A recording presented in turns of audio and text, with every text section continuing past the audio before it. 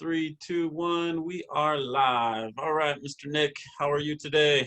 Doing all right. Just came from a teaching team meeting at a church, and it's always fun, lively discussion and pondering questions and trying to figure. Yeah, And it's fun to just kick around ideas with the other pastors on staff on what we should teach about. So, especially during this time. it sounds like you guys have fun. It sounds like you guys have some good conversations and just a good time. You are the do they call them senior pastors though?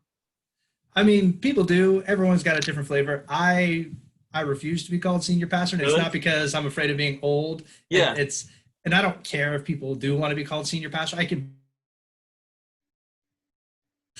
senior pastor's like a title reserved for Jesus, like he's the most Okay. senior, not to be overly rigid, but I don't care if people say it. I don't want to be called senior pastor. Lead pastor makes a little more sense because Okay. there are other pastors who are valued, and I suppose I'm the leader right now, Yeah. and so I can handle that one. But Okay. usually I just say, call me Nick, but if you have to say pastor, go ahead. But I mean, give you this one out, you don't got to call me pastor. Gotcha. Getting around I've been a part of church ministry and stuff forever, but typically kind of in church plants or outside of the organized church, and kind of jumping back into it. It's interesting the lingo that is different than it was 25 years ago or whatever.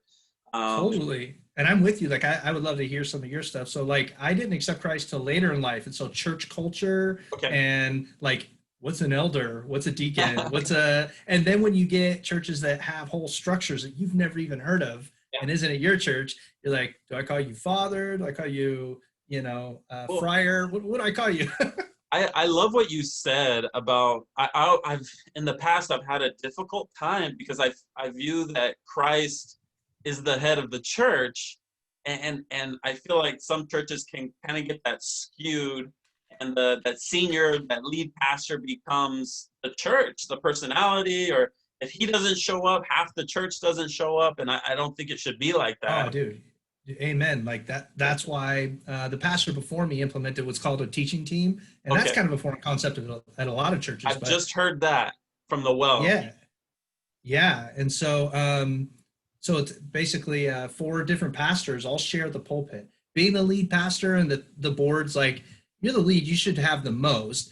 Right Sure. now, I am 50% plus one. So Okay. if there's 52, sermons, I'm going to do 27. And Interesting. then I think it's so important personally to share the pulpit because it conditions people to not have a follow cult of personality. Like, Yes. and it keeps my ego less. It keeps anyone's ego less. And this is just me, okay? Like, Yeah. forgive me if I ruffle feathers, but like churches talk a big game about discipling up other pastors to go launch churches, but then they don't share the pulpit to give that person, that guy or gal, a chance to Yeah. what's the phrase, sharpen your chops or whatever it is. And it's Yes. like, how's that person ever really supposed to handle a large workload if they only get to talk once every 3 years? Exactly. And so it's been really good for our church. And those that are like, no, I need Nick all the time, then cool, just go listen to me online then, because you're going to hear other people. So Eh, anyways, I'm with you there. no, I think it's great. I've been kind of getting to know some of the well people. I connected with the guy who did Mike, the church plant in Madeira, David yeah. Hawes, You and know Mike same. Sladen? Have you met him yet? Yeah, yeah. Yeah. Yeah. I Um, know him really well. He's a super cool guy. yeah, but it's same kind of thing. Like this is the first. Before you said that, this was the first church that I ever kind of got that feeling from. Of it's not about me. It's not about the leader. I mean, they have. I've always said that you can, like you yourself. How many close relationships can you really have with Yeah. people in your church? Not that many. Let's say 20. Yeah. Like, I've heard the upper end is 50, and that's being generous oh, from that's very books. generous. Yeah, totally. I Very totally generous. agree. So I agree with you completely. And seeing the well, they've had so many different leaders and so many. I mean, you can get confused. You're the pastor of what? And Yeah. um, so, I'm the anyways, campus pastor, and I'm the yes. discipleship pastor, and yeah, totally. But it's interesting. It was cool. It was refreshing. So when you say that, it's refreshing as well. I love it. My kids go to your church. I feel like I see you all the time. We're around, but I've never really gotten to talk to you too much. We've played football together though, bro. And Yeah, I gotta say, for anyone listening that doesn't know, I was super impressed because I think we're about the same age, right? I'm I 42. just turned 41 like 2 days ago. Okay, so close. And I pride myself on like there's not a lot of 40-year-olds out there keeping up with the younger people, Okay. and so like I played years of football, so I love football. Like I Yeah. breathe football. And then you come out and like, holy cow! And I think you had just come off of like losing a decent amount of weight too, Yes. and working out. And I then you was came not out in just I was not in shape at all. well, you were when you came out that one day, and I was like, "Woo, he's fast!" And so, big props to you, man. Well, Way to keep it up even after 40. We're holding it down strong, right? yeah, well, thank you. I appreciate that. It's been kind of like my worst fear is to like lose my mobility, the flexibility as you get older and stuff. So it's been a battle. But that kind of leads me into one of the first, I don't know if it was the first time that I met you, but at one point we were talking and we weren't playing football, but we might have just finished playing football at the church.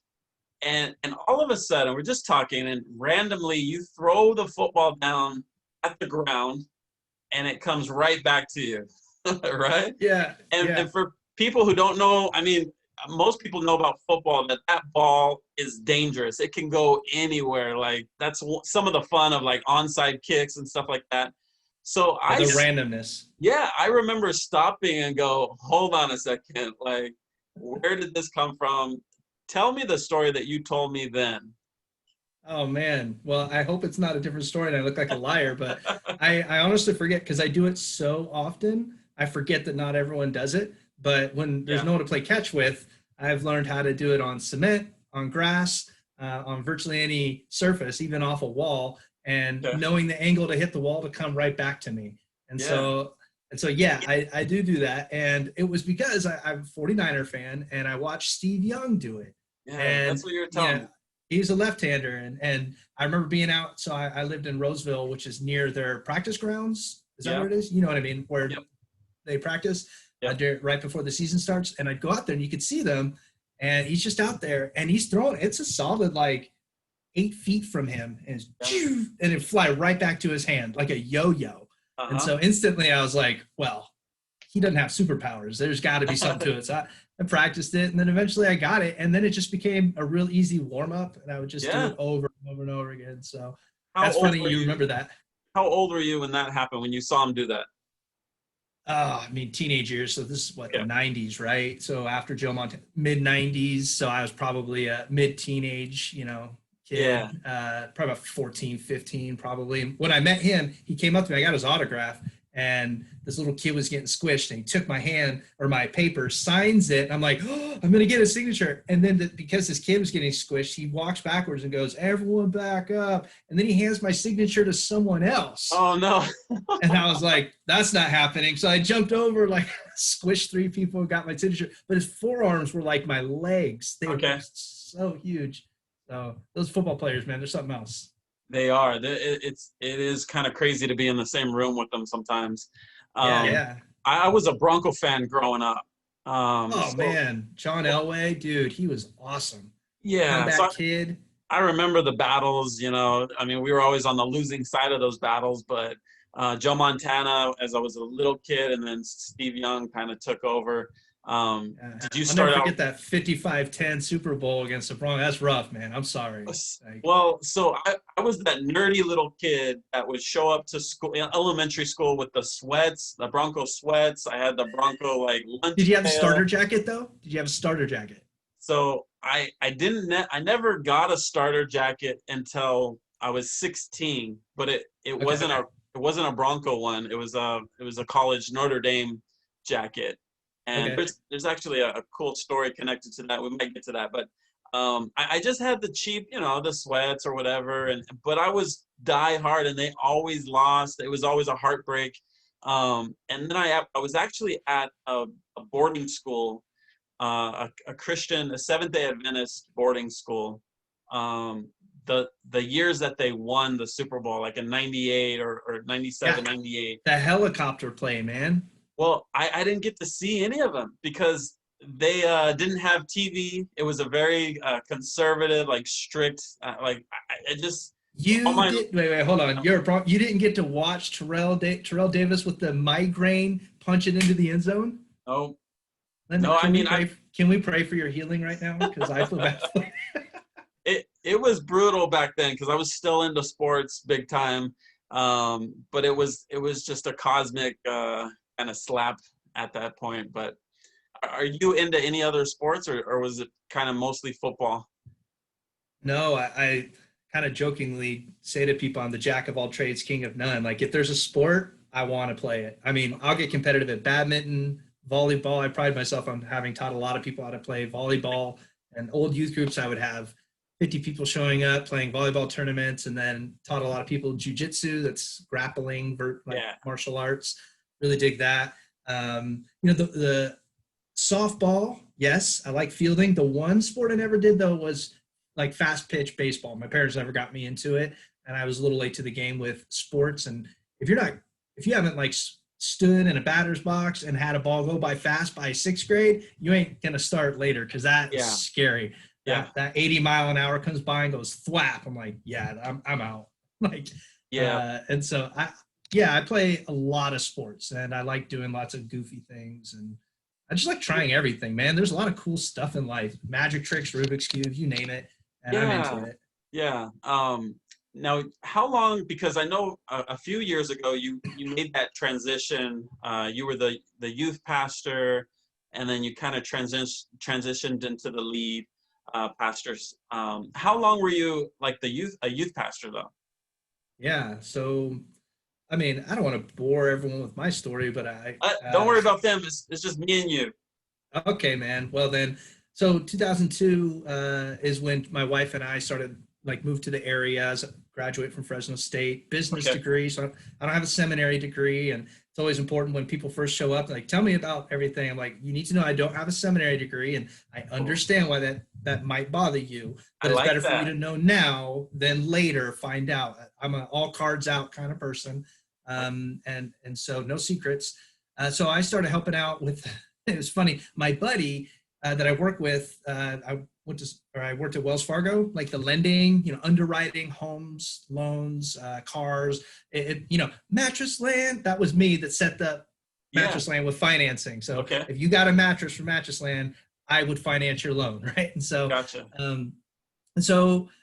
My buddy, he's like, come help us out with junior high on Tuesday nights. I'm like, oh man, that's basketball night. And he's like, no man, it's cool. Tuesday nights, be there. I'm like, fine. So then I went, dug it.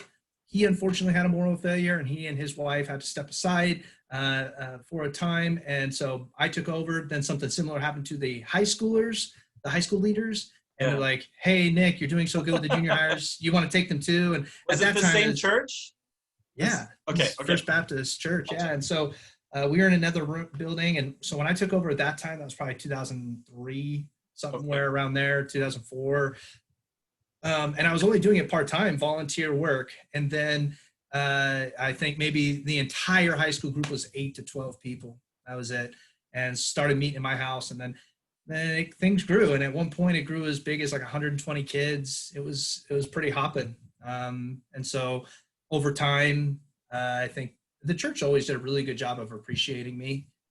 There's kind of a stigma with youth pastors where, I don't know, everyone's always like, oh, when are you going to become a real pastor? That's the phrase, right? And I'm like, I am a real pastor, but I get that you don't get that. And so I just loved it. And then, churches change and leadership grows or devolves, depending on the situation. And some things were asked of me as far as stepping up in leadership. I said, sure. And so very seldom did I like ask for more at this church. I'm always just like standing there doing my thing and, hey, can you do this? Hey, can you do this? Hey, can you do this? And, providentially, God has kind of prepared me for, hey, what do you think about being lead pastor? And if you guys think I should be, then fine. But my feelings aren't hurt if you think, no, we need someone else. Because I kind of have the stigma as the big kid. You've only seen me a handful of times, but I can be pretty jumpy, bouncy. Hey, how's it going? Tell me about your life. And so when adults would see that, they'd be like, he's just a big kid. I'm like, okay, but it's funny because all you adults come to me for advice too. So you might think I'm a big kid, but I'm a big kid who had his house paid off at 40. He's pretty responsible. You know, I Yeah. don't want to rub any of that in anyone's face, but it's Yeah. like, don't don't just assume because I'm good with kids. I'm just doing what I'm asked to do.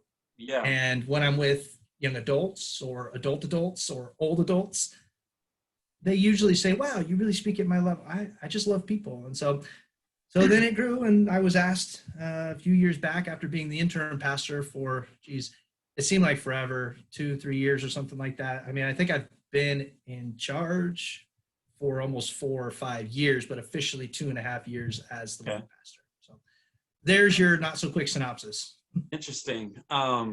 So I like that you haven't been to seminary or have the, the degrees and stuff like that. I like that backdoor kind of entrance. Not Yeah, that, not that that's either so way. hard, man. Like you got kids, right? And so they ask you, like, what are the steps? And so, if one of your kids came up to, hey, what do I do? I'm like, honestly, I don't know how to describe to go do what I did. That's the Yeah. one big downside is, okay, just go sit in a church long enough and chances are you'll be lead pastor one day. That's just not true, Yeah. right? But then if you're like, so what seminary? I'm like, oh man, I don't know. Wrong guy. Wrong guy. And so, but on the flip side, what I feel like it's really helped me, and I think you have gone to school for some of this Oh, stuff. Oh, no, I thought you did. Okay, sorry. no. So that's why I'm kind of interested, because I was always the guy who didn't. I was, Hmm, self-taught at 16, but I mean, I was a little kid. right, But no, I got licensed one time just because we were doing a church plant and like somebody needed to be the guy. I took a test. I mean, it was nothing right, back right, then. And so that's it. I think I was a licensed minister for maybe a total of a year. That's it. right. Oh, cool. Yeah. Yeah, no, yeah, I totally get that. But I think the one way it's helped is I'll have, the average dad, husband, guy, and after a while, when you stand up front, people just assume that, oh yeah, you're the smartest guy in the room, and it's like that is the least true thing ever. Question anyone that gets up there with a mic is my Yes. opinion. Is Yeah. hey, always question what I'm saying, um, and but when the average guy's like, yeah, but I can't do that because I'm not like you, or I can't. I'm like, yes, you are. Like I have a business degree. That's it. Like, and I was learning about Jesus before that. And in this day and age with podcasts and being able to like watch good YouTube or listen to good sermons from Yes. really godly people, you can learn so much quicker. And so again, it's not what everyone should do, but of course, in my biased opinion, we shouldn't look down on those people who've taken my route if they've proven them themselves. Like I Yes. also know a lot of guys who are like, well, I've known the truth, and they have some heretical stuff. I'm like, I see why people hold me at arm's length because they might think that I'm that guy and I'm not. So Sure. Yeah. that's the way No, it I, is. I think, there's different paths, and 100% I understand when churches, want that person that have gone, because you're not only learning theology, just like in business. If I'm looking for an entrepreneurial to partner up with a wealthy family, if they went to college and gone 4 years, I don't really care what they learned. That's not what we're doing in the entrepreneurial world. It's that they accomplished something in 4 years. So it tells you something, but it doesn't mean that you have to do that. It doesn't guarantee anything. It tells you No. something. It doesn't get my father-in-law is an engineer, and he would always tell me, he's like, "Oh, Nick, I got to tell you, the number of guys that come out of engineering school that don't know how to turn a screwdriver." I'm Yes. like, yeah, the number of pastors I know that don't know really how to give a sermon, or even worse, because I'm soft on the sermon thing. Like, if you're a bad speaker, like, still your heart's in the right place. But when you're bad with people and not a good Yeah. shepherd, Yeah. my gosh, that's should be like foundational. Yeah. It's like getting into the medical field and being afraid of blood. Like you better figure that out quick. Yeah, I went and visited they're doing the big outdoor meeting right now. And I went, and whoever was teaching, I forget the guy's name, I think it was Mike, but everybody's named Mike. But it was like this guy was such a great teacher, and I'm not a great teacher in that sense. I might be able to teach out of a life experience or a parable, But I mean, this guy was smooth. They were starting the book of Ruth, and he was going verse by verse and doing the whole thing. And it just kind of, I'm glad that there's all these different flavors of the church. And I've always really loved helping churches see the value of the people in the pews. Typically, there's like 5 people that are involved and 100 that don't do anything. And 80 of those people want to do something. And it's like, I love seeing those people be activated and kind of be inspired to lead a small group or whatever. But I'm definitely not open your Bible and I'm not going to teach you anything. I have it in here, but it's like, it never comes out. Right. Yeah. Well, you know, again, I don't know you super well, but you probably are a conversational teacher. Like, let's have a dialogue, and through the course of a conversation, you're going to glean things, and I might even feel permission to say a few things. Would that describe you? I kind of go back. One of my first guys before I even was a Christian, a guy named Ryan Ruckman. He told me, you know, people don't care what you know until they know that you care. How much you care, yeah. Yeah, and you know, I'm just a guy. I like how you describe yourself, and I'm just a guy. But I'm a guy who has encountered God's love for him. I know the love of God. I know his joy, his peace. I just do.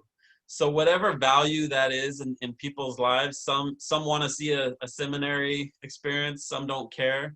But I've been able to do whatever I've done just because of that, knowing God's love and being able to love people, like you said. And when it comes down to it, man, that's what a lot of times that's what people are like starving for, you know? Yeah, totally. So you're an experiential learner, it sounds like. A question then for you, because I always like to ask people is, it's not always in a seminary that God will train you. We've established that. Mm-hmm. But what 2 or 3 either teachers, classes, or events or happenstances can you pinpoint to, like, these are the things that actually prepared me for me being me now? You know, most influential, whether that was intended by that person or not, God used it. I'm always intrigued because I have mine, but I would like to hear others. Okay. I have a ton. Well, you get 3. I have a ton. So I know, right? So, it's your show, man. So yeah, no, but so I'll go both a couple different ways. So one way was I used to lay in bed for like 3 hours at night from like 10 o'clock, 10, 11, 12, 1 o'clock in the morning.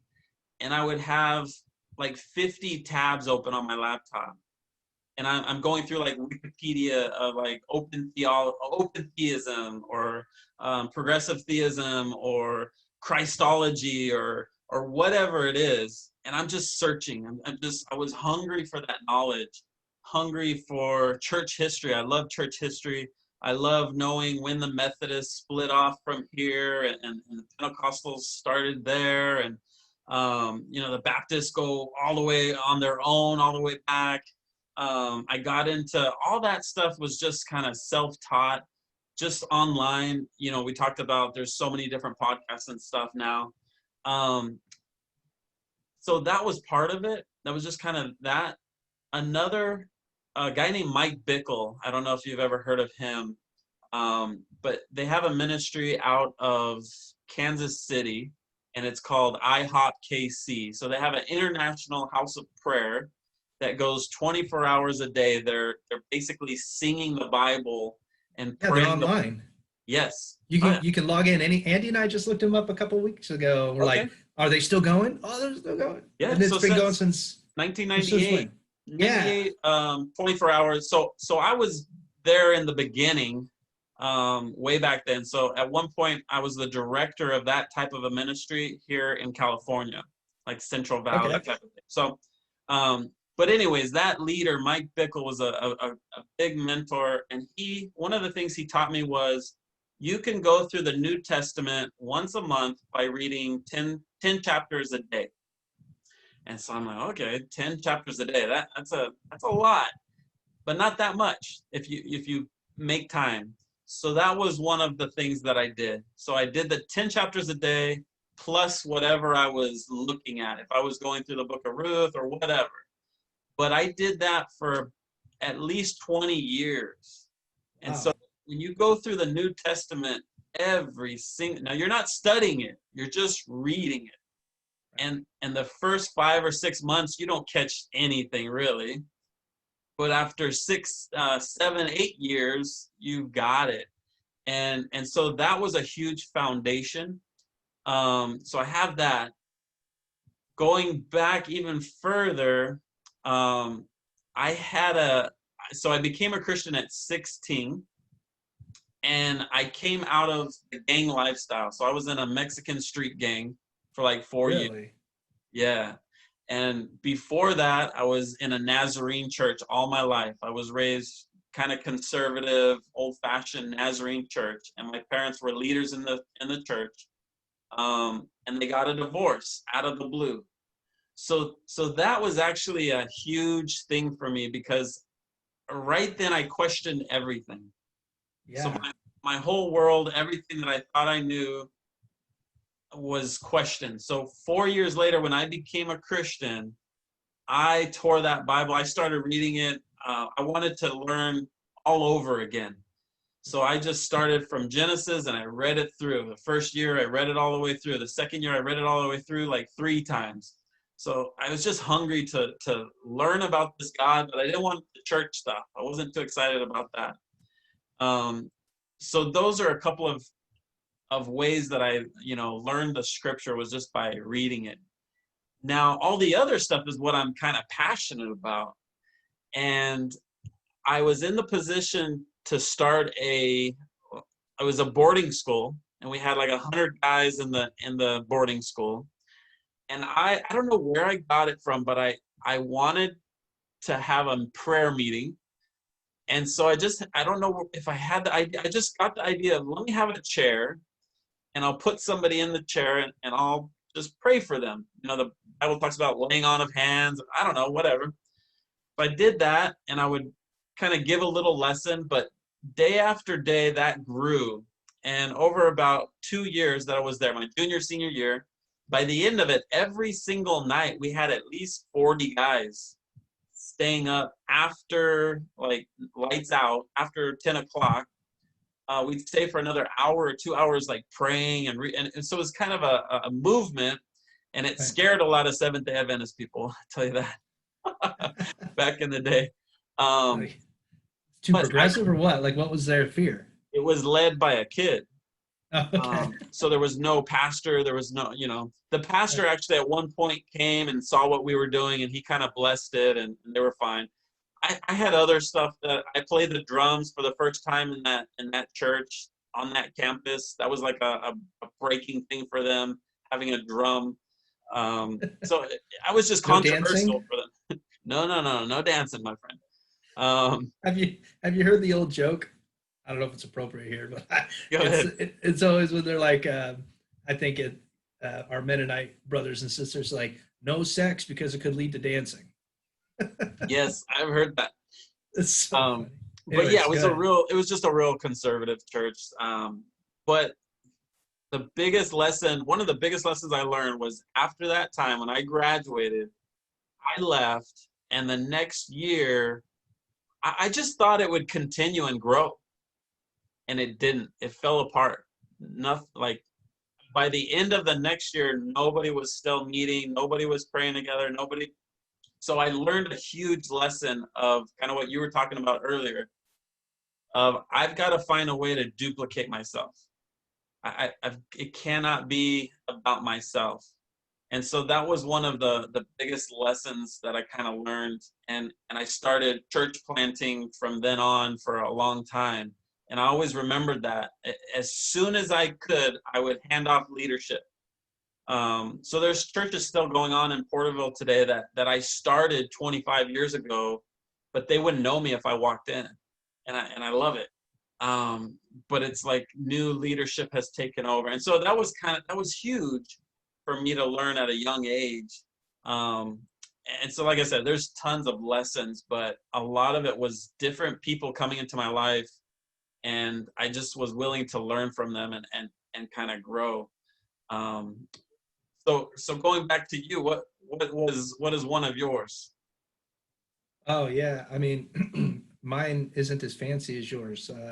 I think, I was always a people pleaser, and like I want to be the center of attention, but not like, uh, but also embarrassed. Like I was husky as a kid, and so I Yeah, was, I was a kid that didn't want to take my shirt off at the yeah, pool, like all that stuff. So I wanted attention because I wanted to be loved. Like that was really it. Feel good, and I like being the person that keeps a room laughing together. You talked about laughing, by the way. I think a core value should be fun and laughter and joy. yes. You know, I say um, if you're not having fun, we're doing it wrong. doing it wrong, man. Like, Doing what it kind of wrong. joy can you really preach about? So, Yeah, um, so, so then it's gonna sound dumb, but I was in ninth grade PE, and the dance teacher comes in with her class. Now, one thing that's important to know is that our dance teacher was like world renowned. She was literally on the Disney Channel for Teacher of the Year because she was able to take dance. I mean, lots of schools had dance classes, but very few had 70% of the football team signing up to take these dance classes. And it yeah, was everything from ballet to clog to street dance to stunts, grease lightning. I mean, you name it. And we did it. I did a Latin dance. And so I'm ninth grade PE. You're super insecure. I think I might have had a mullet still. There's no pictures. And they come in and they do this whole dancing. We have to learn. All of our students are teaching us. And then it comes time to, I notice that she's looking at me and I'm like, oh God, I'm going to get a bad grade or whatever. And then it comes time to sign up for classes the next year. And so I was signing up. At this point, I was dating Jody, my wife now, right? So we've been together 26 years or whatever. And me, her, my best friend Jeremy, we signed up for dance, and they got into beginner dance, and I went straight to advanced dance, which was a big deal. These are the kids that got to dance on the Disney Channel. yeah, I got to go to LA to Disneyland, and we danced on this team. And so like I was like, oh my gosh, and I'll never forget it, and because it's helped me. Is we're all there. First day of class. This is my sophomore year now. I'm looking at all these juniors and seniors, and I'm one of maybe like 3 sophomores. And Patty Baker, she stands up and she's like, "All right, this class will not be easy. You as like a drill instructor just coming at it." She's like, "But it was kind of like Ratatouille. Everyone can cook, right, or whatever." She's like, "Everyone can dance." And if you're sitting here thinking that you're here by accident, and she like scans the room, catches my eyes, and goes, "If you're not here by accident," and then keeps on going. And like, she never had a conversation with me. And I don't know if this is luck that she landed on me, but she's like, "If you're here, it's because I hand chose you to be here." I'm like, yeah, oh my gosh. And so I felt super illy. I'm going to be in 3 weeks. I'm going to be at a rally dancing a street dance to "It's All Good" in front of 2,000 students. And I remember that first dance to this day where I'm like, you can see my lips, 1, 2, 3, 4, 5, 6.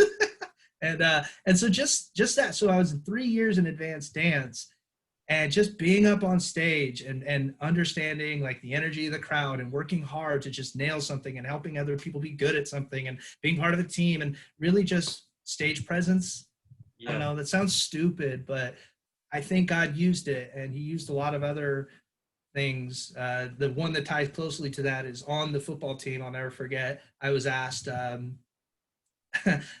so embarrassed.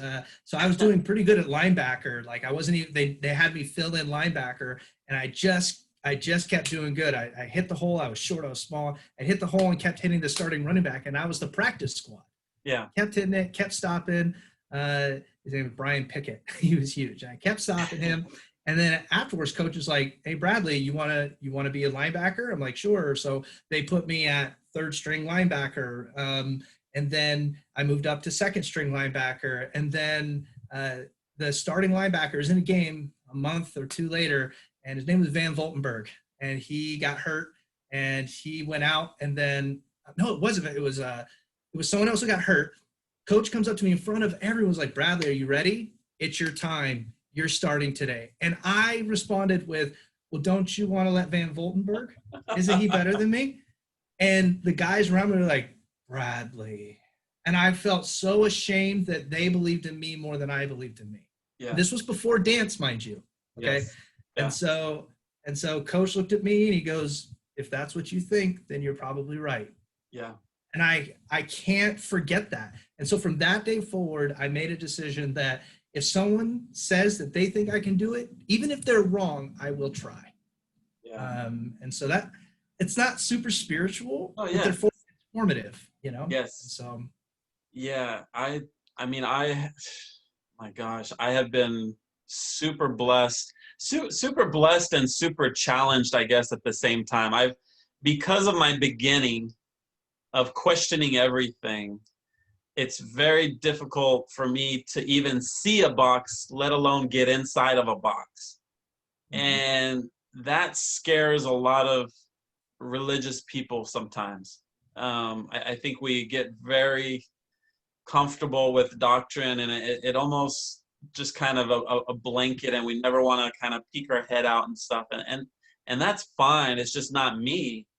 And so I've connected with so many awesome people throughout the years that have taught me things, but it's always been like a 2-year relationship or maybe 3 years. And so it's kind of a bittersweet. But because of that, I've gotten to be a part of so many different churches, so many different denominations, non-denominational, big churches, little churches. So all of that is educational. And now I just feel a passion for helping anybody. I mean, whatever it is, you want to be a better a worship leader, I can help you with that. If you want to be a better greeter, I mean, I might have some tips for that. I mean, I love the whole thing, and it's just any way I can help, I want to help. And I don't know, I'm just extremely grateful for all the people that have. I mean, man, I wish I could tell you all the people that have helped me. But anyways, what you can write them all a letter and say thanks. I don't think some of them would not want to hear from me. I think I don't know. I remember, like, I just love, and so sometimes when there's awkward kind of going the separate paths, and that's fine. But sometimes I see those people, I go up and give them a big hug, and I'm like, oh, okay, we're not doing that. Okay, so it's just we're not there anymore. We're not there anymore. Okay, that's fine. But well, it's probably because it's COVID, buddy. They're like, hey. This is pre-COVID. I wish there was excuses, but I don't know. It's just kind of, it's been a fun journey. I just love this whole adventure that we're on, you know? Yeah. It's important to just love the person that's right in front of you. You know, I mean, yeah. I get people asking all the time, well, who am I supposed to? I'm like, that sounds really close to who is my neighbor? Like, this isn't a super deep theological thing. Like, are they in front of you? Yeah. Do they probably have a need? Yeah. Yes. What's the question really, man? Like, jump on it.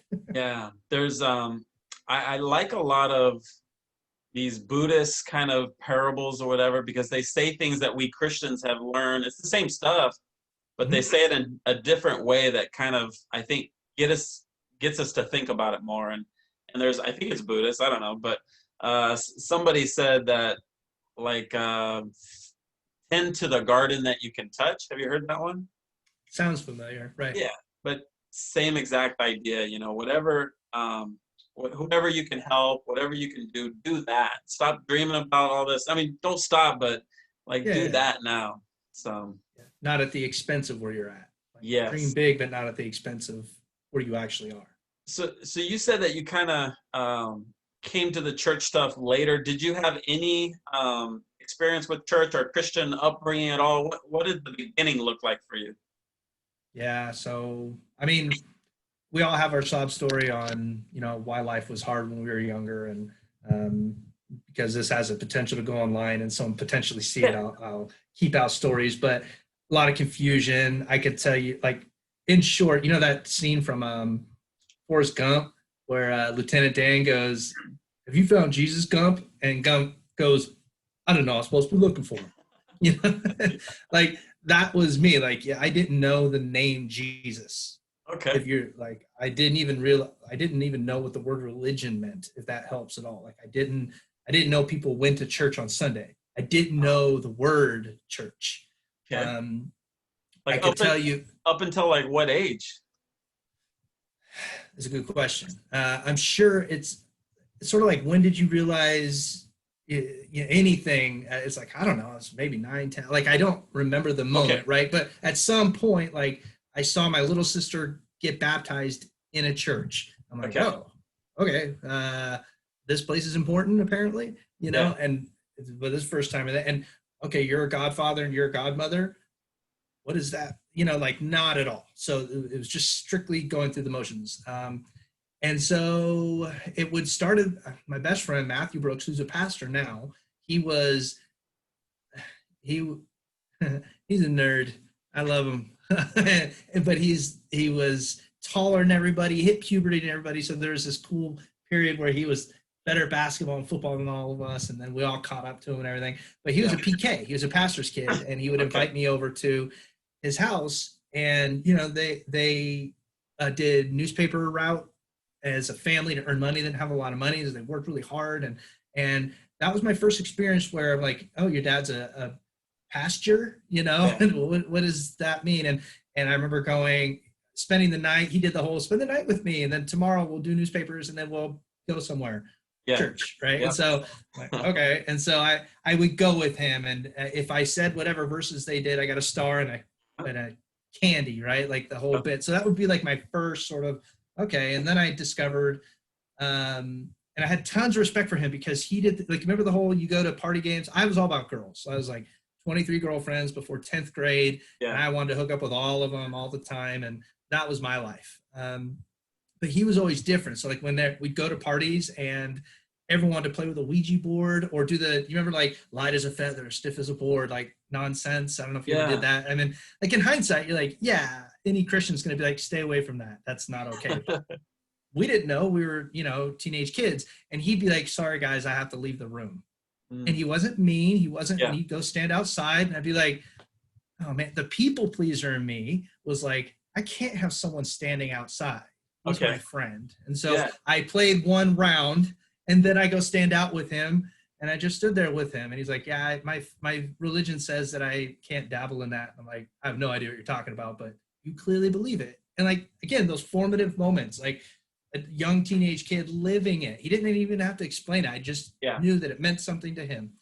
And so this is really cool because I hardly ever talk to anybody who has this perspective, and it's completely opposite. Like I was raised really conservative Christian, so this is fascinating. So take your time and tell me everything.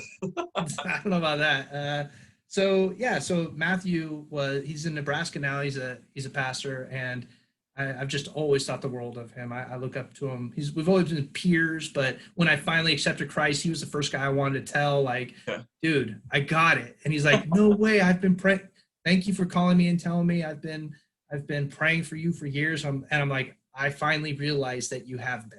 Yeah. You know what I mean? And so even when we were in 6th grade together, I knew he was.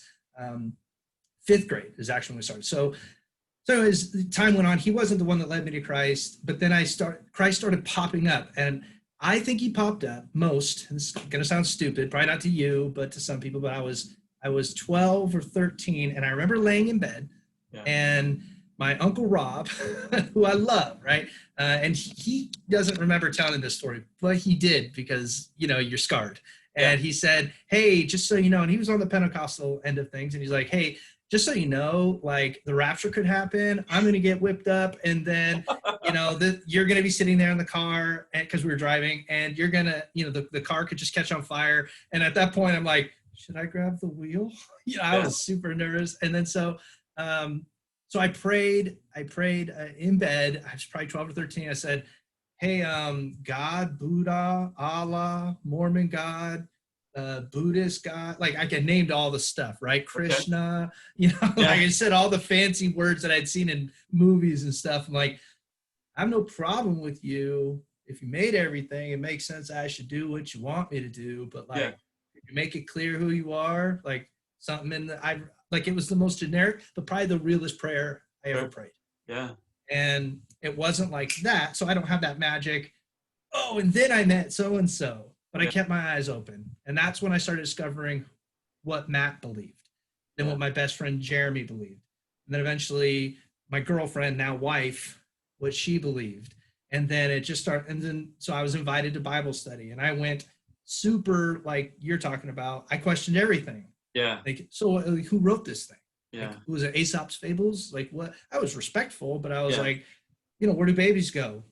Our dog's in heaven. Like, did God make evil then? You know, all the normal stuff. So that's why, as a pastor now, and I talk to people, I'm like, man, don't you want to know about the apologetics and like the answers to these? They're like, no, I was just raised, I'm good. I'm like, oh, it's not that I disrespect your position. It's hard to appreciate your position, because I needed to know that. I went to school to be an engineer, actually, originally. I left that part out, but that's why I went to Fresno State. Piecing it all together.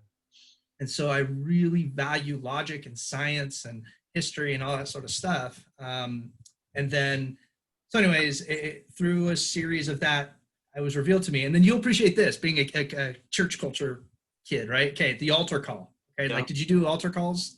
Oh, yeah. Like you experienced them, right? And yes. Kids accept Christ like 14 times.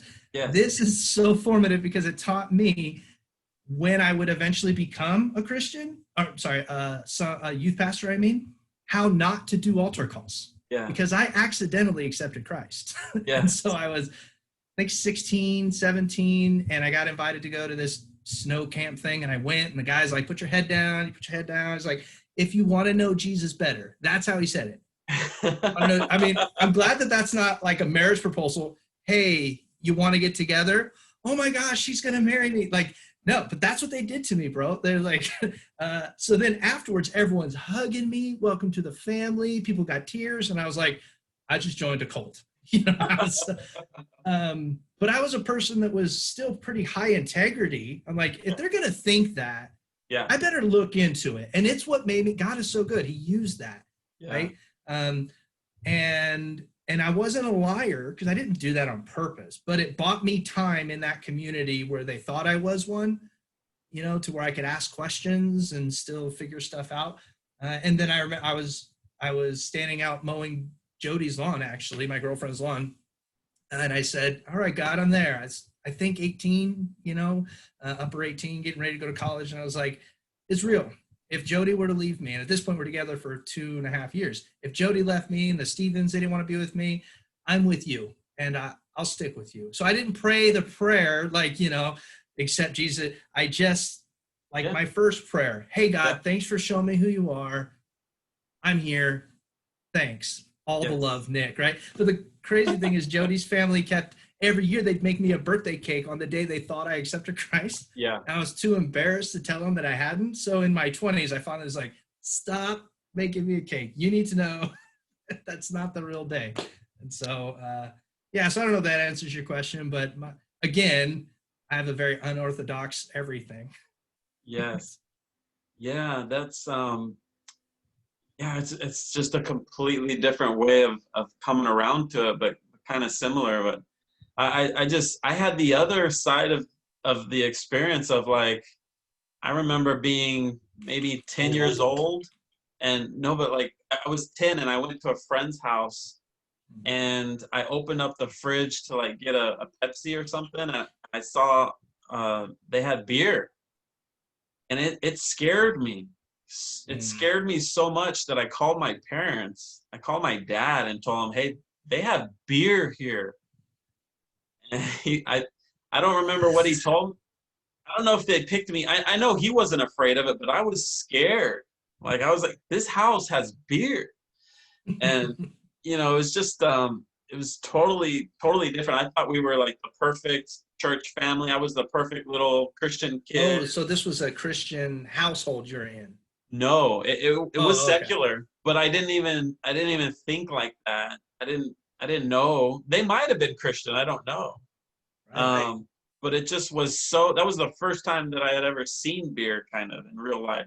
So it's funny you mentioned, because my dad, you know, when you go to the bar, you have the cab, right? Yep. I had one of those in my house. Okay. So by age 5, my dad had taught me how to pour a perfect head of beer and everything.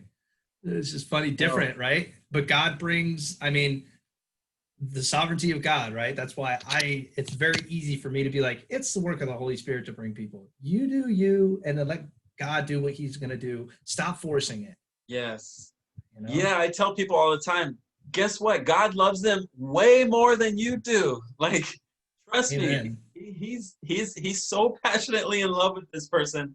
He's got it. He might use you in a certain way, be ready, but trust me, he's thinking Yeah. about it and focused on it all the time.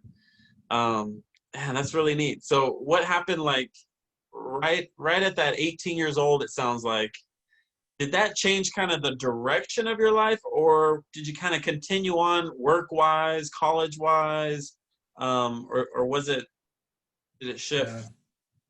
No, I think that's a good question. It depends on in what way you talk about. So I was, you know, for all the problems my family had, I kind of knew the direction I was supposed to go. And so while at nighttime I would do all the stupid stuff, some criminal stuff, right? Yeah. I knew what I was supposed to look like in the daytime. Uh-huh.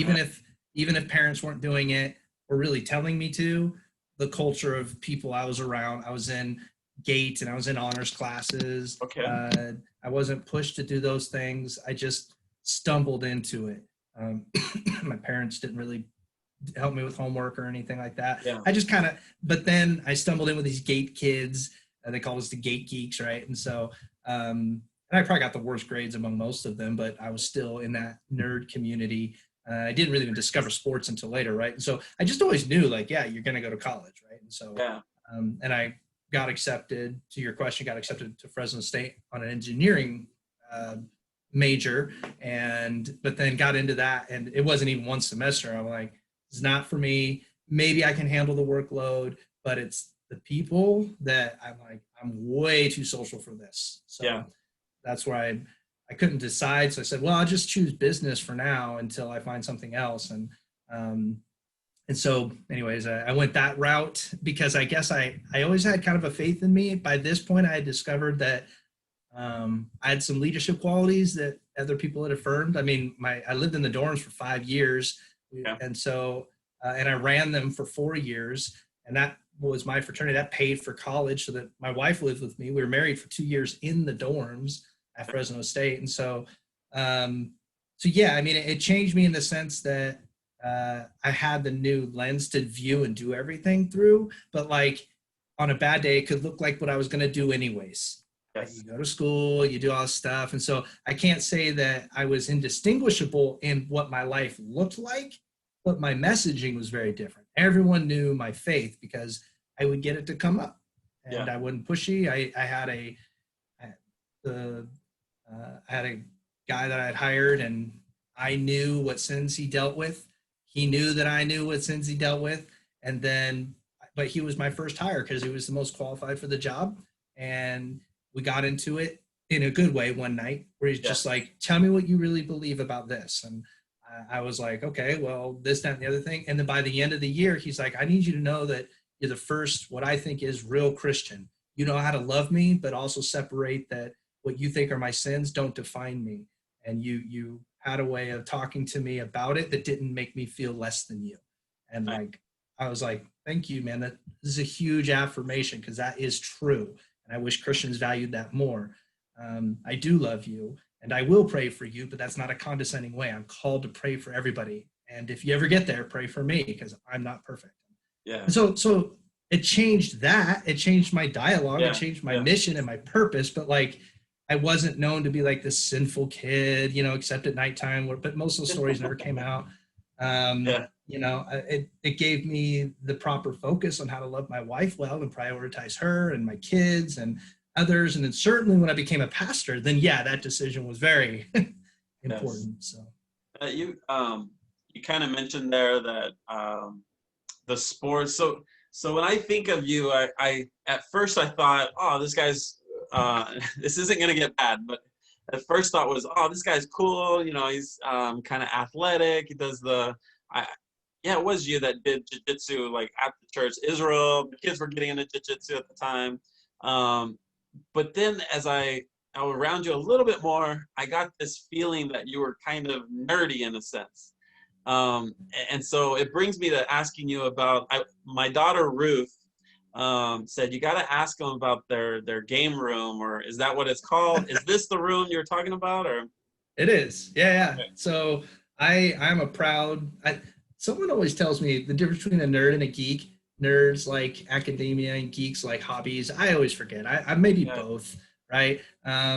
So yeah, I mean, I want to kick butt. I want to play in the UFC, but I also want to study algebra and I want to learn physics, and I want to do Legos. So there's my Harry Potter castle, Nice. right? Of course, you can see a lot of Disney pictures and paraphernalia. There's my 49ers Super Bowl signed by the 1989 Super Bowl team, Oh. up there above Yoda. And so I know that's not your team, but you got to appreciate that's pretty cool, right? Yeah, that's Tom cool. Rathman, all those guys, right? And then over here, can you? Yep. So Disney Infinity. Okay. Every single one of those is a video game character you can put on to like a little platform, and then you can play as them. And I have leveled every single one of them up to level 20 because I'm a nerd like that. And I had all that extra time. I don't have as much these days, but Yeah. so yeah, I like Legos, magic tricks, Rubik's cubes. That's the thing I'm probably most proud about is the mosaics, and I like it because I can teach others how to do it, and then they feel accomplished. That's really just my heartbeat. And so yeah, I started playing football. I discovered that I could play football in sixth grade. Started with dodgeball, then football, and then my love of sports grew. But I never lost my love of academia. Some of my favorite YouTube channels are Veritasium, No Dumb Questions. I just learned something mind-blowing the other day that I keep sharing with everybody I love, but I won't bore you if you don't want. So You're good. So I no, well, I have 5 kids, and having kids, you always think, oh, they're gonna be like me in some ways, and you know that they're gonna be different in some ways too. But I don't have any of the I don't know what even to call it, the nerd stuff that you were talking about. But as my oldest, Nicholas, he wasn't interested in sports at all, and I was already that type of father that I was going to let them get passionate about whatever they wanted. I was going to push my stuff. And so he got into playing Magic the Gathering, so these card games. The other kids got into these board games. I despise playing board games and stuff like that, but as a good father, I bought my Magic decks and I learned how to play, and I spent time. I always wanted to stay connected to them, and I just quietly prayed, give me somebody to play sports with. But and Nicholas and Israel, the oldest boys, they finally got it a couple of years ago, but it really took a long time. And their mom, we were together really young, and we didn't have a great relationship. It was a weird relationship where I didn't even really get to know who she was. And we were raising kids, and she's really nerdy. And the Disneyland, the board games, they've got a bunch. I didn't know that about her, and so it's kind of interesting. It's kind of cool to see. Oh, the kids are like her in this way, and like me in this other way. So it's kind of really neat. But yeah, they were asking me. You got to ask him about his board games and stuff like that. I don't know. That's probably why I like him so much, because I kind of balance both those, and so Yeah, it's probably served me well as a youth pastor too, because I bet. and I've probably picked up a lot as well, because I didn't always like all this stuff. I learned it from kids and people being open-minded and saying, what are you into? Wow, that sounds kind of neat. I'm going to go look into that. And, so it's just important to try everything a little bit, right? How did you get into the Rubik's cubes? I'm ashamed of that. If people don't know that are watching, you can, I think you can solve it, right? But you can also make like these pictures, mosaics also. Yeah, so I'm a little ashamed. I've used it. I've let God redeem it. But my uncle, who I won't say which one because I have a lot of uncles, he could solve it, and he wasn't particularly bright. And so in my prideful before Jesus days, I was like, yeah, well, if you can solve it, then I can solve it. Okay. And so it's what made me pick one up. I honestly can't tell you how old I was. I legit am like, was that in my late teenage years, 20s? I think it was in my mid 20s or early 20s, I think. And so, like I said, I'm 42 now, so whatever, however long. And so I started solving it, and then I'd solve it really fast, get it down to under a minute. And I can like mostly not look at it, Okay. and it's good for party tricks. But after you solve it a few thousand times, like, what do I do? And so it worked out that I was a youth pastor. So I'm like, I'm just going to teach all my kids. So around my house, I probably have 100 cubes sitting around in drawers here and there, and out in the garage on some shelves. Bothers my wife to no end. And so, but then even after you teach all the kids how to do it, and where they hit at like mission trips, and we go to Spirit West Coast because all my kids got cubes out, and like, where did you learn that? And I would actually teach them like a cool little gospel message as they solve it. Nice. And that was kind of neat, not too cheesy, but kind of cool. Yeah. Excuse me. And then, but then from there, I saw someone who did, it's called Pointillism, where your TV is just a bunch of dots, right? Yeah. Yeah. Pixels. Dots on your screen, right? And so you have enough dots, you can make a picture. So saw someone in San Francisco do it on a certain scale, and I was like, I could do that. And so the only thing I had to kind of learn was how to use Photoshop at the time. And then, and that was hard. That was the hardest part, because everyone thinks like, oh, you have Photoshop. It's like, it's not that easy. That's kind of like saying, how'd you build this house? Oh, you had a hammer. I see. You cheated. You got to know how to use the thing. And so then figured out how to design pictures, and eventually became kind of lucrative. I've flown all over the country teaching people how to do it. If you ever want to look, it's Cube Creators on Instagram, YouTube, and Facebook, and you can see a couple of hundred of them. So, but what I like most isn't the pictures. It's when I get to teach people how to spin them and then create them, because in the world, there's maybe 3 or 4 people that do it, but they all just do it themselves. They don't have a way or method to teach others, and that's what I love. Okay, interesting. Yeah, and there's a lot we can talk about that. I know I have you for a little bit longer. I want to ask you, kind of bringing all of this into today's time, and with your position there at the church and the community, what is it that you guys? I know Brett Thomas is on board, and I've talked to Stephen a little bit. I love the videos that he does. I keep trying to talk to him and ask him about those videos. They're just really beautifully put together and done, very professional. And but what are you passionate about first in your home life? I know that pastors, sometimes it's a huge, it can very easily kind of be overlooked, the value of the home and the kids and the wife, that whole thing. What do you do with that passion there? What are you guys excited about? And then what about the church? Yeah, it's a fair question. So again, being unconventional, a lot of pastors, I think, go into school and everything ready to be a pastor. And so a lot of times what I found is they fell in love with being a pastor before they fell in love with their wives. Okay. And so that and I get how it happens, no judgment. And so, but I fell in love with my wife at 16. Yeah. Right. Yeah. And so nothing's replacing her. I don't know life without her.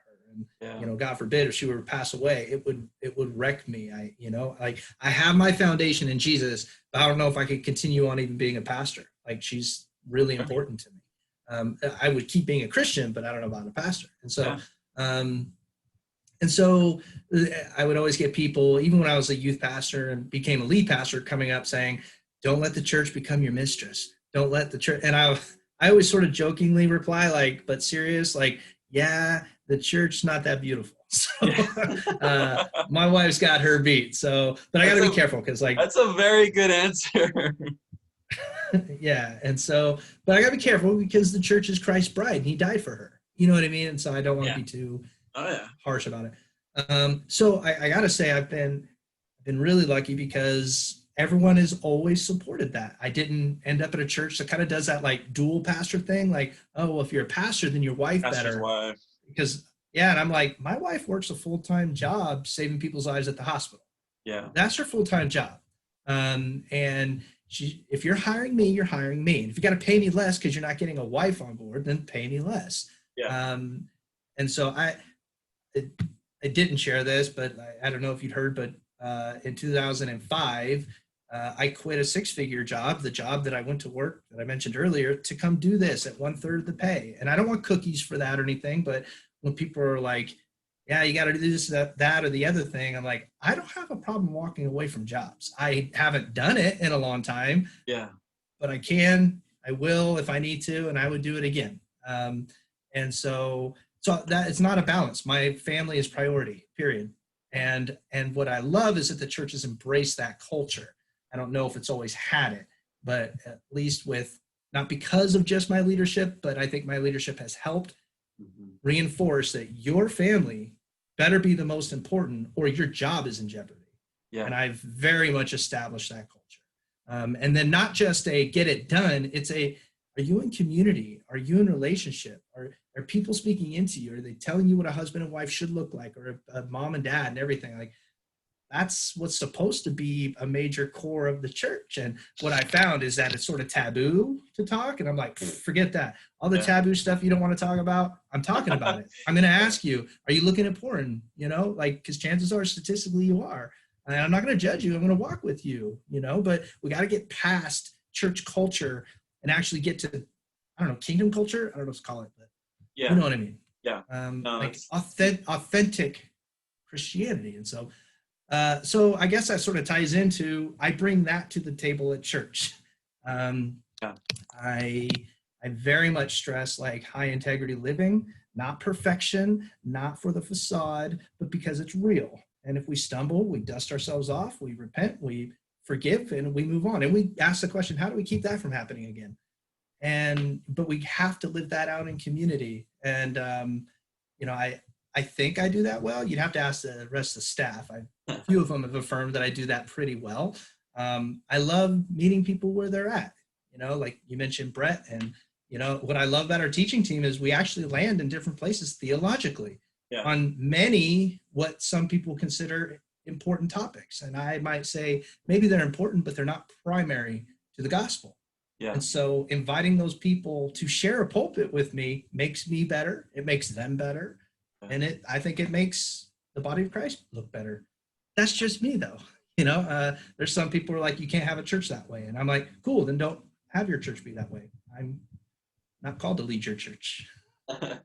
Yeah, no, that's, I love it. I love it. I love that there's a place for all the different, I always say the different flavors of the church. And, you know, there's some churches that you have to believe, you know, every single thing, and they'll split off on the color of the carpet, you know? Yeah. We can all agree on red carpet, and you guys go your way, we'll go our way. So, yeah. And I'm okay splitting on truly heretical things. And I'm okay at splitting on, you know, hey, the pastor's cheating on his wife. Like, yeah, we should stop that. Like the really obvious thing. But like, oh, the end times, do you think, are you pre-trib, post-trib, mid-trib? And then splitting over that? I'm like, come on, that shows you care more about theology than God. And theology is supposed to be the thing that helps you see God, not miss him. Anyway, sorry, 2 cents. Oh, you're good. We're kind of nerding out on this church stuff here. But that's okay. Sorry. No, I love it. I love it. And these are conversations that I wanted to have. I love having them. Who are you? Who do you kind of learn from? Do you have somewhere, like, I know the church is a Baptist church, and I would be honest, the Baptist denomination is probably the least that I actually know about, because you think you know about it because it's so big. But I really, that's the problem. It's ginormous. It's too big and it's not unified. So you're not wrong in not knowing. You take any two Baptists. I mean, I think I lost track. I've heard as high as 2,000, 20,000 different divisions of Baptists. So again, this could get me in trouble in certain circles, but if people haven't figured it out by now, then they're not paying attention. I'm one of the least Baptists, like, you know, let's face it. This isn't a Baptist church in Tennessee. You know, no, that's not to offend Tennessee, but there's a different flavor that occurs there, right? Suit and tie and just all the stuff. Yes. We would probably more align with, excuse me, I don't want to say non-denominational, but mainstream Christianity, and we believe in, we would probably land more on the conservative end of things, on what a lot of people would say from the rest of California, but stress the importance of, but that shouldn't make you divisive, hateful, angry, or anything like that. You're missing the point if you're doing that. Yeah. And so, but like the whole like, oh yeah, and board, congregationally led, and all this sort of stuff. Yeah, maybe, sure. I think there's a lot of different ways to run the church, Yeah. and too much adherence to what it should look like when there's just very little evidence in scripture on what it has to look like Yeah. is kind of a worthless cause, in my opinion. I think there's a lot of ways to do it. I think you should have an answer for why don't you have elders? Okay. There should be a reason. Ignoring stuff is just ignorant, Yeah. on purpose, but you should have an answer. If you have an answer, cool, as long as it's logical. And so I mean, we believe the main thing about at least our flavor of Baptist is we tend to believe in believers' baptism, right? We baptize people when they become a believer. If someone asks me to baptize a baby, I'm going to say no, thank you, right? Yeah. But my dear friend, I think Brad Mills, right down the road, he does believe in infant baptism. I don't care. Like, it's cool. You in your own mind have been convinced that that's what's best for God. I'm going to cheerlead you on to do that thing. Yes. That's awesome. And I support it. Absolutely. I would show up to a baptism. I'm not going to do it with my kids, and that's okay, but I don't think it's evil. So believers' baptism, and that's almost it. Like, I mean, we take communion. That would be the other sacrament, I guess, but that falls in line with so many other. We're very low on liturgy, and all that stuff. So I forgot your question. Sorry, man. I just babbled on there. I forgot my question too. It doesn't matter. I think you asked for like what type of Baptists are we, and so I have no idea. My kids are always kind of my test for places. To be honest, I mean, poor Nicholas, the oldest, he was in church every single night his first many years. Oh wow! And they've tasted all kinds of different churches, and it comes to a point where you're starting small churches. They don't really have what kids need. And one of my passions a few years ago was like, let's help. They got to find a church that they have kids activities and stuff like that. These little small house churches just don't have that. And so anyways, long story, they found your church somehow. I know their mom had, was it? Yeah, I think probably it was Cam, because they were going to the other church stuff, so that makes sense. But anytime that they would start going somewhere, I was like, I'm going. These are my kids, and both me and Heather, their mom, are very like, we're watching over. We take our responsibility as parents big time. And so that's why I was there for the first 3-4 weeks and just kind of watching and just being quiet and watching. And I loved it. And, there's a cowbell. But my daughter, Ruth, I asked her, because she's going to give me the best answer probably. And I asked her, how friendly is this church on a scale of 1 to 10? And she said, I think she said like a 9, and it surprised me. So, I mean, my kids love going there. I love what you guys are doing there. The fact that you guys have differing opinions. I know you got Brett in there, and that's a different flavor, and yourself. And I was like, I love it. That's cool, man. So, 2 thumbs up. Thank you. I appreciate the plug. I love your kids. They operate on, well, not all of them, but most of them on the introvert side of things. And obviously I'm an extrovert. And so when I first met them, I'm like, challenge accepted. And so, but I also know that too much can make a kid like that mad. So no, but I mean, that was part of exactly. I like how you said that. I see parents and grandparents like almost pick on their kids sometimes that are introverted, and it's horrible. But I would honestly, I would watch you with them, and you always made that effort to make that time to go sit and just sit down by them and talk to them. And anyways, it was really good, and I appreciate that. I love that about you guys. So well done. I appreciate it, man. Thank you for the encouragement. Yeah, this is fun what you're doing. I appreciate it. I look forward to watching other people answer questions and stuff. So I just, I've always had, because of the ministry that I did a long time ago, was citywide. And I feel like people miss out when we get locked into our churches. And there's just so many awesome things going on, so many awesome people that I want people to know who you are. I want people to maybe they're looking for a church and they go, man, who's the pastor of that? Let me Google him, and he pops up this interview. They get a feel of who you are, that you're a cool guy. You're not, gonna throw a Bible at them or anything. You're gonna be asked cool. me to. Yeah. But they can, I've already had people kind of like, oh, I felt comfortable going to that church and connecting because I saw this person on your podcast. And so, cool. That's kind of the passion behind it. And I love good conversations. Cool. So maybe for a future one, a recommended topic is, because it's what I'm nerding out on lately, is what are you consuming that you geek out on or just enjoying, right? Because as through COVID and everything, I'm like, man, you're consuming something, and it's either Netflix over and over and over and over and over again, or I don't know, you take in a podcast or a book or a series or a study or what are those things? And I keep asking my staff, what are you consuming? Because when we come out of this, it's going to be obvious, and hopefully some of it's healthy. So so you reminded me of my actual question, and we can finish up on this. But I remember the question was, where do you go to learn right now in the church world? Do you read a lot? Is there a certain pastor that you listen to, like a teacher? What is that with you? I'd be lying if I said through COVID, I'm doing a lot of that. A lot of the official church, right? Because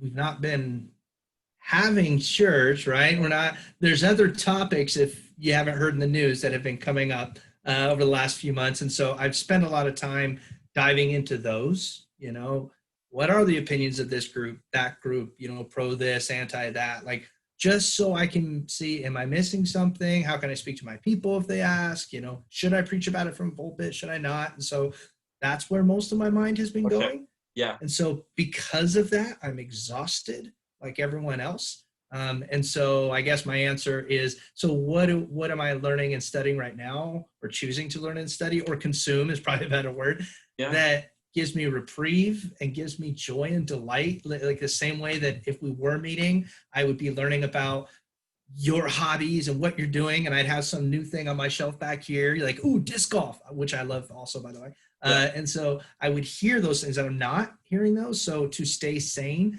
I've been consuming a lot of, I mentioned like the podcast, No Dumb Questions. And I don't know if you've listened to that one, but it's amazing. And then it has Destin from Smarter Every Day, and then Matt Whitman from the 10-Minute Bible Hour. He does a phenomenal job of breaking stuff down. Highly recommend those two. And they each have their own respective successful YouTube channel. And you would love Matt Whitman, because he just walks into like a Coptic church or a Catholic church and goes, show me around, tell me why you got all this stuff up. I'd love to hear it. And he's so good, and they're viral now because of it. So these two guys come together, and then they speak about a specific topic, and it's not even Christian all the time. The Dead Sea Scrolls maybe, or the first nuclear test, or the first time they made a submarine, and all that kind of stuff. And so the science and humanities part comes out, because Destin he made missiles for the military. And then Matt Whitman is a former pastor, humanities professor, like in college. And so when those two come together and ask each other no dumb questions about stuff, I'm just like intrigued, just like listening to the two smart kids in the room go back and forth. And so that's refreshing, because it's not about all the topics right now, but it's about like, aspects of the Civil War that we didn't realize were happening, and what really happened here, and would the Lord of the Rings fire system work, where you light a fire and it goes, and they spend time legitimately looking at whether it would or wouldn't, and then how it has real life application to today. And I'm like, oh my gosh, it's amazing. So like, I don't know, that's what I dig. I hear you. That's awesome. I love those things. I still have to check out that podcast. But that's what I listen to a lot of. So I very rarely look at news stuff. but kind of what you're talking about, these issues and stuff like that. I want to learn. I want to hear different perspectives about that stuff. Outside of that, I watch the Joe Rogan podcast, depending on who Yeah. he has on, The because intellectual dark web. you get all these different ideas, and it just gets my thinker going, and that's fun for me. I love hearing that Yeah. stuff. You checked out Coleman Hughes yet? No. Okay. I'll end it with that. That's okay. Who is that? Coleman Hughes. He's a writer that gained lots of notoriety. He's very young, and he's a young black man that he's self-professed like former progressive, but now feels like he's an atheist. But he very much feels like logic and reason should rule the day. Yeah. So he doesn't make fun. He doesn't, so if he says things like, yeah, and I think this is the weakness of Christianity, he says in a way that doesn't offend me. I'm like, that logically makes sense. If you don't have God as foundation, then that would be a weakness. Yes. Okay, but tell me where you land. And he does. Okay. And he brings on some of the really smartest guys. And so he doesn't align perfectly with BLM, and he doesn't align perfectly, with the, extreme right wing. And he talks about maybe where that middle is, and how he gets called names by both sides. And I'm like, I like this dude. I can vote for this guy. And chances are we don't align on many of the traditionally important stuff. I appreciate his logic and reason, and I wouldn't doubt that he would be a person that I'd be like, you still care about me. I know you do, even if we don't agree. Yeah. And guys like him that would probably fall on the other side of a political aisle than me in some regards. I'm kind of more libertarian, but he is too. And I just appreciate it. So that you asked. Oh yeah. It sounds a lot like what I get from Sam Harris, which is, do you know who Sam Harris? Of course they talk. Yeah. He knows Sam Harris. Yes. So I love, I for many, I don't want to hold you too much longer. Last point. Oh, good.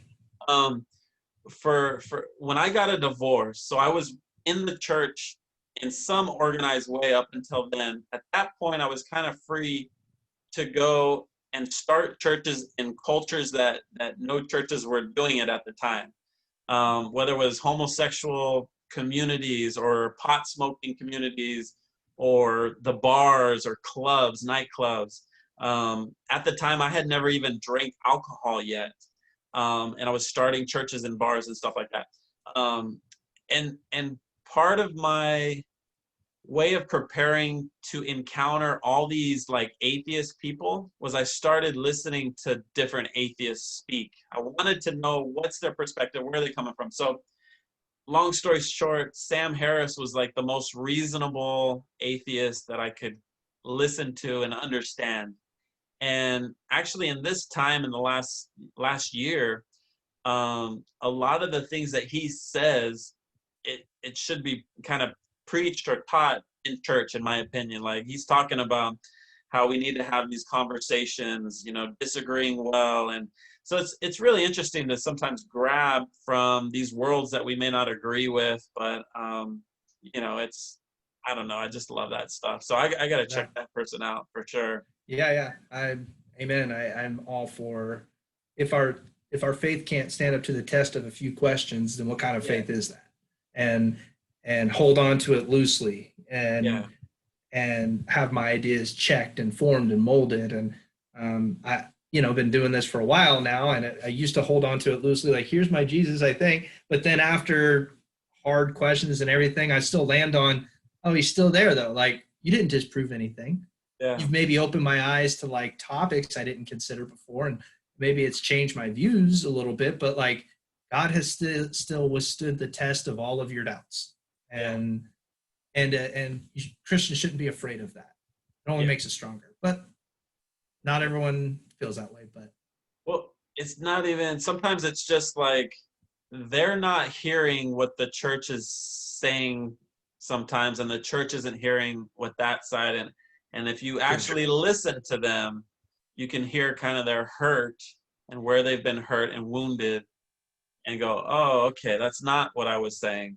And I've seen a lot of restoration and people coming together because of that. So That's huge, man. That's cool. Yeah. Sounds Anyway, like we're kindred spirits.